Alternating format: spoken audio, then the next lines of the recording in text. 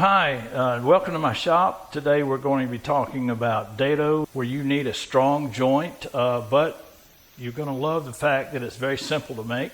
And one of the key features that I like to show today is that there really isn't any need for a ruler. In fact, you do not want to use a ruler in this application. We'll do everything with a marking gauge that'll make things so much simpler and far more accurate than you'll ever have with a ruler. Okay, so here we are with 2 pieces of poplar that I have planed and milled to exactly 1/2 of an inch thick. And this is your basic dado and rabbet joint in a drawer application. And this is a full completed drawer, and you'll see the dado joints here, and of course all around. In addition to that, and we'll demonstrate this, there's a rabbet cut 1/4 of an inch from the bottom all around for your drawer bottom. Now the problem with these type of joints is that if you got your material, you milled it to 1/2 inch thick, then 1/4 an inch from the bottom here, this edge, and 1/4 inch dado works great. That gives 1/2 inch to here. The problem is if you're using Baltic birch, typically much less than 1/2 inch, could be a 32nd or a 64th less. Now you've got a problem that the joint will not correctly line up. So you've got to account for that. But it turns out that you don't have to do anything more than measure to the middle of your material. And I'll demonstrate how I do that, and I call it the no ruler method, which makes it more accurate and easier to do. So what we're going to do is take a marking gauge and just estimate where we think the middle of this wood is. Now we don't have to be dead on it. We just move it up to a point that we believe to be the middle. And we'll scribe a line. And we just make it and scribe the line. Without changing it at all, we turn it over and scribe from the other side. Now what that's going to leave us is 2 parallel lines that are not coincident with each other. But that's what we want. You know, I'm not really good at finding the center of a 1/2 inch piece, but I'm pretty good at finding the center of 2 lines that are 1 millimeter apart. And I think anyone will be able to do this. So what we do now is take the pin on the marking gauge and press it into between the 2 lines on the center and slide our fence up to the workpiece and lock it. Now we have got the very center of this 1/2 inch piece. If you're working with Baltic birch and nominally 1/2 inch thickness, you'll use the same process and you'll find the dead center of that. Whether it's 1/2 inch, 5/8, 3/4, it doesn't matter. None of these are exactly 5/8, 3/4, or half. They're usually about a 32nd to a 64th less, so it makes it a little bit more problem if you try to use a ruler. But with this no ruler method, you'll be dead center on any of it. So let's go over to the table saw and see how we do this. So here we are at the table saw. You'll notice that I have a jig set up here. Basically it's a tenoning jig. It's one that I built. You'll find them on the internet in various configurations. This particular one, made many years ago, presented it at the Guild, and I believe it's on the website, the plans for it. It's not made for very wide boards, as you can see. If your application requires a much longer piece of stock that you're working with, you may want to consider either making this longer or come up with a vertical fence, a tall vertical fence for your particular saw, so that you can run your rabbet through like this. and hold it against it. And in my application, for this size of drawer, this jig works perfect. So we'll be cutting the rabbet first on here. And what we've got is a dado stack set for 1/4 of an inch. Now your dado stack may not come together with just the 2 blades and be exactly 1/4 of an inch. You'll have to check. It may be more, it may be less. In my particular case, with a DeWalt dado stack, the 2 blades together come to exactly 1/4 of an inch. Now, we need to set the height of this blade to also 1/4 of an inch. And the way I do that, again, without measuring anything, unless you call this measuring, is I set the blade to top dead center. It's helpful on your saw to know where that is.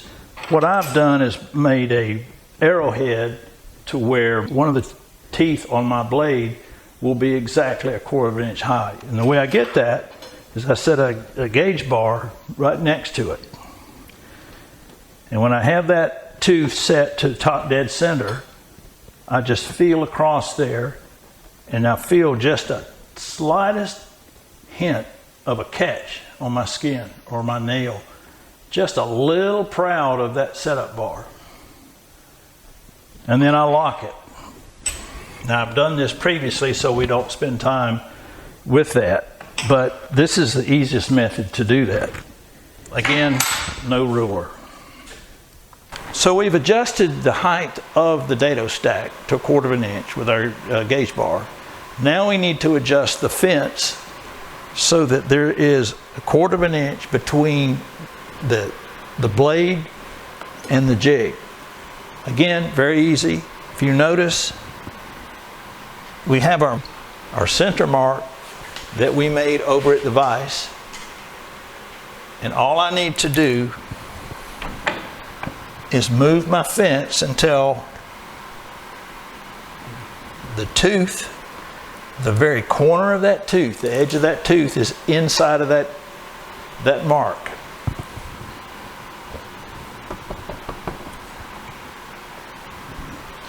And that's all you have to do.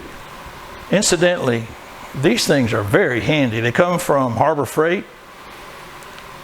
They have a little magnet. You lay them down and you can see so much better. You can really zero in on getting that tooth into that groove.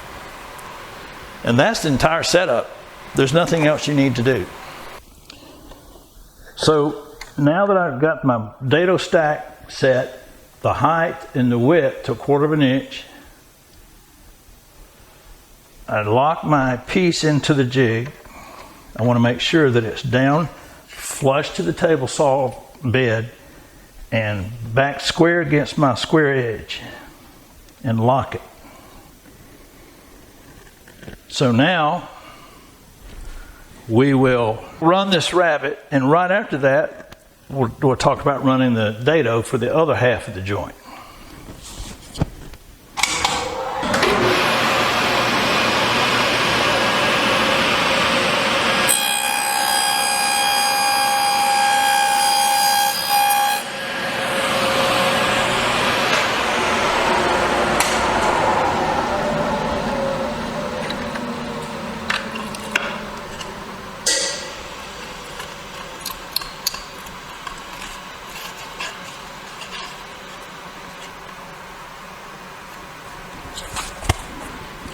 So there's our rabbet cut.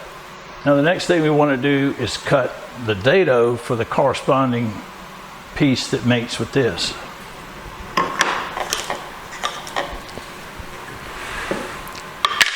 Which is actually even more simple, because all you need to do, since we've got this set exactly 1/4 of an inch from here, we just put it against the jig. This catch will catch any attempt to throw back on us. If you're not doing a complete cut, it's rare that you get kickback on anything like that.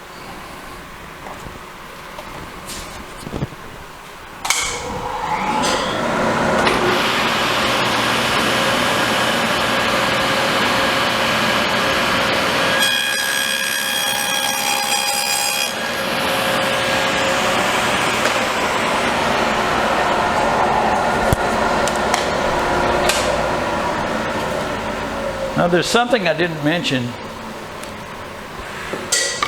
When you run this, it's important to put a fair amount of pressure down on the top of the board, because there's a good bit of ability of this blade to push up on the board.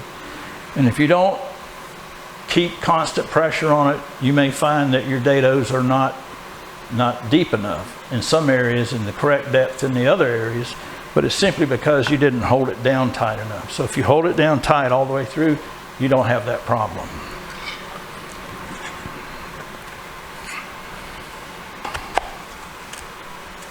So with 2 simple cuts and no measuring, we've got a nice fitting dado and rabbet joint.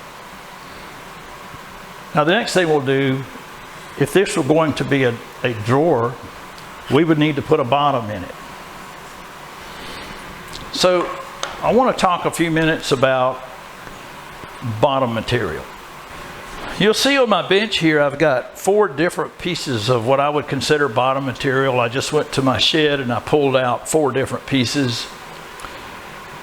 Bottom material is notorious for being all over the place with dimensions. You'll notice I measured each one, and the top number is the decimal value and the bottom number is the millimeter value. We start out with 0.20, 0.23, 0.24, and if you buy MDF for some reason, maybe it's a drawer that you're going to use in your shop and you don't care to pay for Baltic birch, it comes exactly 0.25. So if I ran a 1/4 inch dado based on what my saw is set up for now, you will find that there's only one that will actually work, a 0.2410. Now here's a piece of scrap that I've run with this same blade, just for demo here. And while this may be considered 1/4 inch, you can see how much slop there is in there, and that's just not going to work for a drawer bottom. The drawer is going to rattle. Every time you tap the drawer, you'll hear that rattle. If we go to 0.23, it's better, probably acceptable. I could probably use that. If I go to 0.24, that's a nice fit. I can feel it when it goes on. It's just a perfect fit. So a 1/4 inch dado in this part and a 0.24, or in this case 6.1 millimeter, is a perfect fit. Now because you do need some clearance in a dado, a 1/4 inch thick piece of MDF and a 1/4 inch dado will not work, because there's no clearance there. So you can't expect the two to mate up. So now you can cut this dado in 1 or 2 methods. You could do this on the router. I prefer to do it on the table saw because it's far quicker and you've already got it set up for a 1/4 inch. So this way you don't have to change or move anything, you just run it. So let's do that. So there's a big consideration here when you're talking about cutting the dado for a drawer bottom in that application. It's very easy to get the dado on the wrong side of the drawer. Ask me how I know this. So what I do to prevent that is I just draw a chalk line on the side that I want the dado on.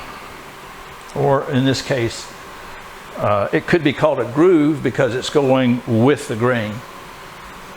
So now I know exactly where I need to cut.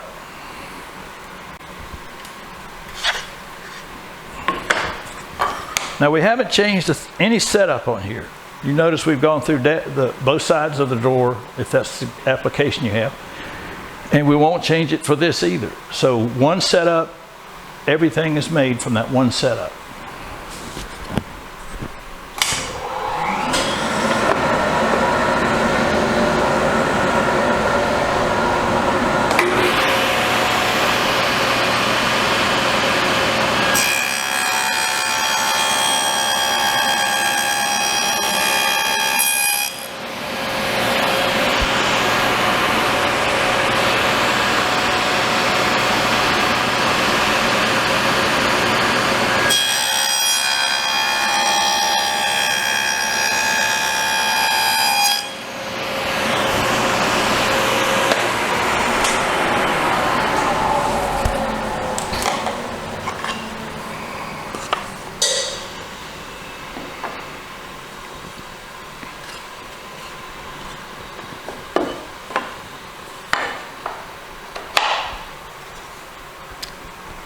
Perfect joinery, no fuss.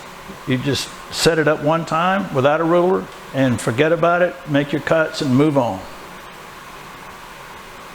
Thanks for joining me in the shop. Be looking forward to seeing you in the main session.